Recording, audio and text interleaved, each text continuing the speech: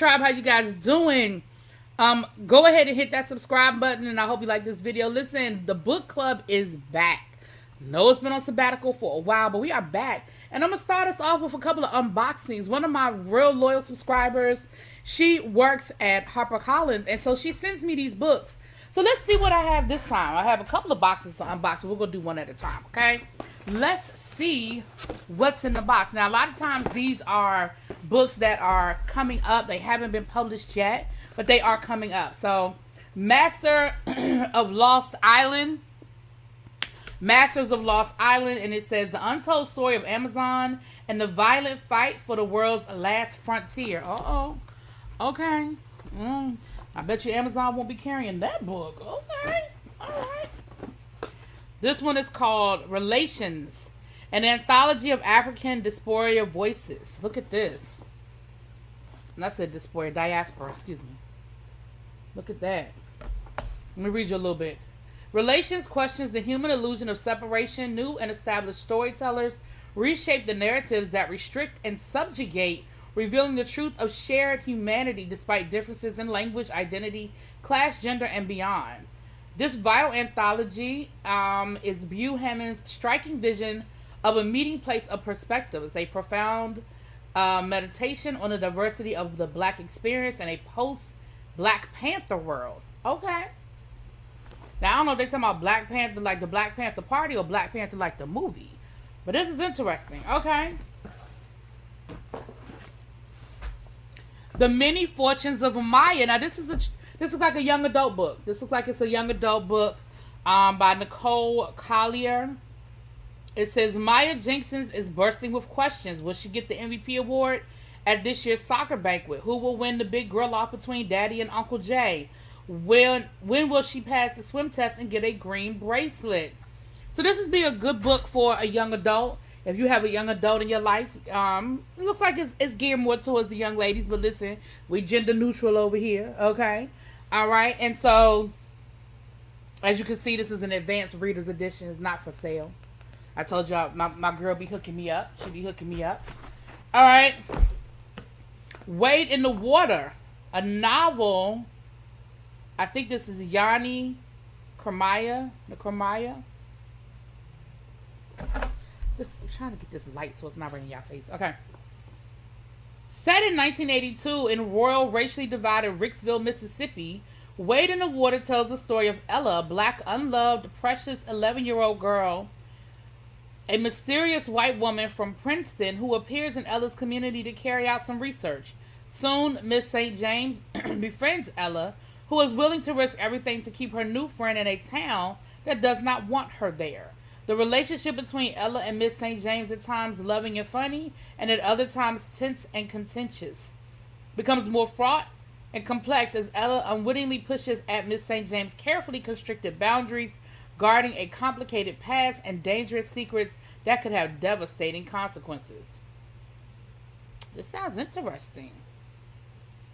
Wade in the Water. Sounds very interesting. Okay. The Sugar Jar. Create boundaries, embrace self-healing, and enjoy the sweet things in life. The Sugar Jar. I wonder what they're talking about, the Sugar Jar. A radical approach to setting boundaries and protecting your energy. Hey, some of y'all need this. I'm good with this. But some of y'all need to know how to set boundaries and hold people to it. Yasmin Cheyenne is a writer, speaker, teacher, and mental health and wellness advocate living in Washington, D.C. Oh, she lives in the area. Maybe I could reach out to her and maybe get an interview or something. Let me see. I may check out her website. Okay. Sugar Jar. That's an interesting name. Sugar Jar. Zoe, On Air with Zoe Washington. Again, this looks like another young adult read. Maybe, maybe not. Let's look at the back. 2 years ago, Zoe Washington helped clear Marcus's name for a crime he didn't commit. Okay, maybe not. Maybe not. Now her birth father has been released from prison to an outpouring of community support. When Marcus reveals his lifelong dream of opening up his own restaurant, Zoe becomes determined to help him achieve it. With her as his pastry chef, of course, she starts a podcast to bring light to the struggles exonerees experience and fundraise for their restaurant. After all, Zoe knows full well the power of using her voice, but with wanting public wanting public interest in this story, will anyone still be listening? So this looks like it's a sequel. It looks like there's the first one to this. Okay, on air with Zoe Washington. Okay, this doesn't look like it may not necessarily be. It still looks young adult, but because it's talking about exonerating somebody for a crime, maybe not. I don't know.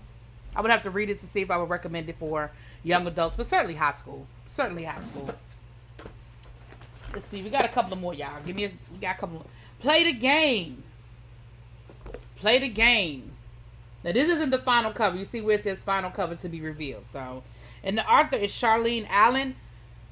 Excuse me.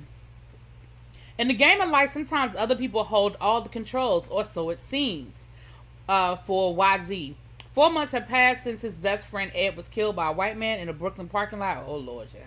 When Singer, the man who killed Ed, is found dead in the same spot where Ed was murdered, all signs point to Jack, VZ's other best friend, as the prime suspect. VZ is determined to complete the video game Ed never finished and figure out who actually killed Singer.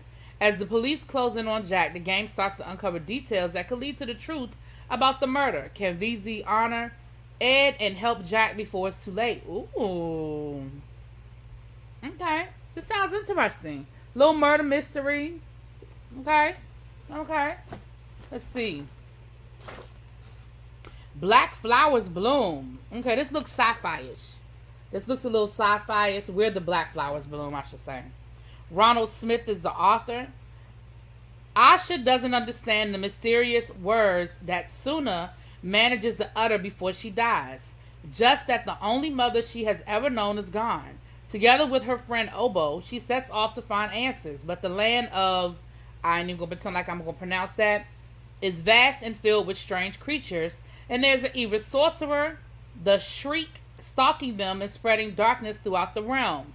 Along the way, Asha begins to discover her own untapped powers and uncovers shocking secrets about her family and the Shriek.